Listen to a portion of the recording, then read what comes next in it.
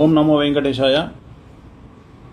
మిత్రులకు, శ్రేయోభిలాషులకు, నా ఫాలోవర్స్కు మరియు నన్ను అభిమానించే అందరికీ కూడా ఆంగ్ల నూతన సంవత్సరాది శుభాకాంక్షలు తెలియజేస్తూ,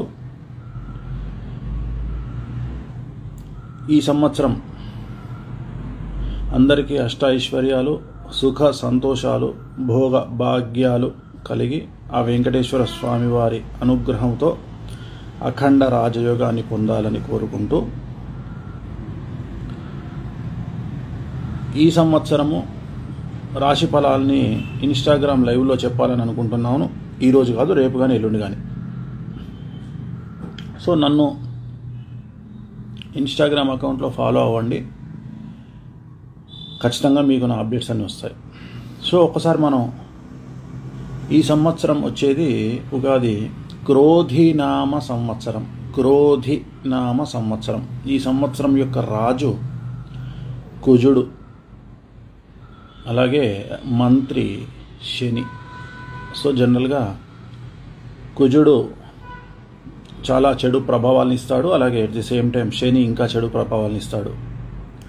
సో ఈ సంవత్సరం 2023 అయిపోయింది. 24వ సంవత్సరంలో ఆంగ్ల సంవత్సరాది ఈరోజు. అలాగే రేపు ఏప్రిల్ నుండి మనకు ఉగాది క్రోధినామ సంవత్సరం స్టార్ట్ అవుతోంది. సో మరి ఎలా ఉండబోతా ఉంది, జస్ట్ బేసిక్ ప్రపంచానికి సంబంధించినటువంటి విషయాల్ని ఒకసారి మీకు చెప్తాను.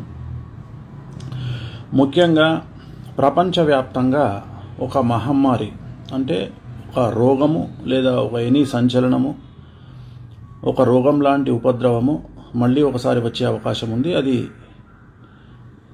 ఎక్కడ అనేది చెప్పలేం. ప్రపంచంలో ఎక్కడైనా రావచ్చు, ప్రపంచం అంతా రావచ్చు, లేదా భారతదేశంలో రావచ్చు, ఎక్కడైనా రావచ్చు. బట్ భారతదేశానికి తీవ్రత మాత్రం కొద్దిగా తక్కువగా ఉండే అవకాశం ఉంది.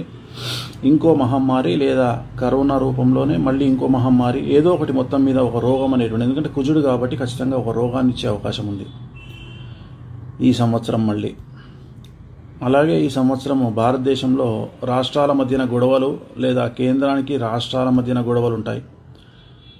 కేంద్రంలో ఉన్నటువంటి ప్రముఖ నాయకులకు ఈ సంవత్సరం ఆరోగ్య భంగములు కనిపిస్తూ ఉన్నాయి. అలాగే రాష్ట్రాలకు సంబంధించినటువంటి ఒక ముఖ్యమంత్రి మరియు ఒక ఇద్దరు ఉప ముఖ్యమంత్రులకు ఆరోగ్య భంగములు కనిపిస్తూ ఉన్నాయి. ఇది భారతదేశానికి సంబంధించి. అలాగే చాలా వరకు భారతదేశంలో ఒక రూలింగ్లో ఉన్న ముఖ్యమంత్రి మరియు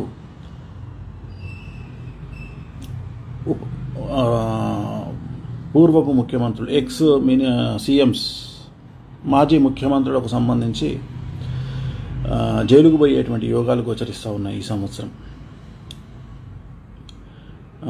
అలాగే ఆంధ్రప్రదేశ్లో ఉన్నటువంటి గవర్నమెంట్ మళ్ళీ వచ్చే అవకాశం ఉంది. తెలంగాణ సంబంధించినంత వరకు ముఖ్యమంత్రికి రేవంత్ రెడ్డి గారికి పదవీ గండం అనేటిది కనిపిస్తూ ఉంది. సో ఆయన జాగ్రత్తగా ఉండాలి, దానికి సంబంధించిన రెమెడీలు చేసుకోవాలి.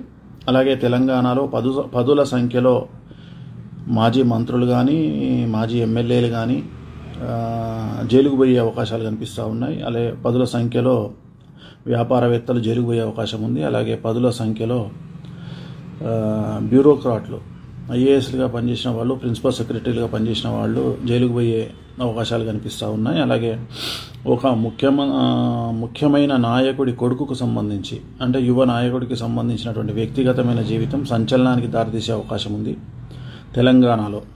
అలాగే తెలుగు చిత్ర పరిశ్రమకు సంబంధించి ఒక యాంకర్, ప్రముఖ యాంకర్ వ్యక్తిగతమైన జీవితం చాలా సమస్యల నుండి మనకు బయటికి తెలుస్తుంది, ఇన్ని సమస్యల్లో ఉందా అని. అలాగే ఒక ప్రముఖ super star, Tollywood super star అయినటువంటి హీరో, ప్రముఖ హీరో రాబోయే కాలంలో చిత్ర పరిశ్రమ నుండి నిష్క్రమించే అవకాశాలు కనిపిస్తూ ఉన్నాయి. అంటే ఆరోగ్యపరమైన ఇబ్బందులతో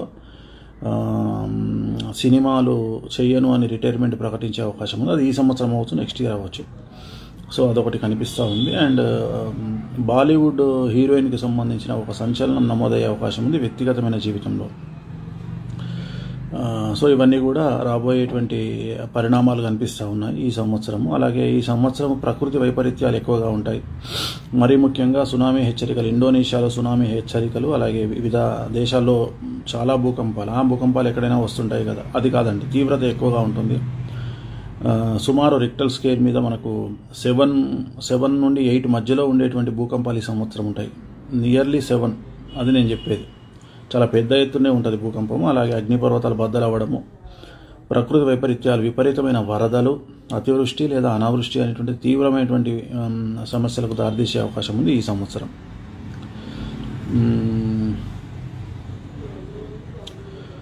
సో ఇది మనకు ఈ సంవత్సరానికి సంబంధించినటువంటి మామూలు ఫలితాలు.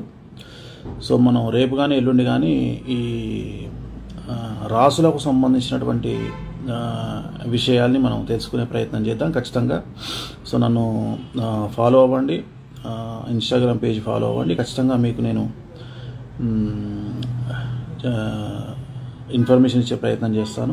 మేషరాశి నుండి మీనరాశి వరకు మీకు నేను రేపు కానీ ఎల్లుండి కానీ మళ్ళీ లైవ్లో మీకు అప్డేట్ చేస్తాను.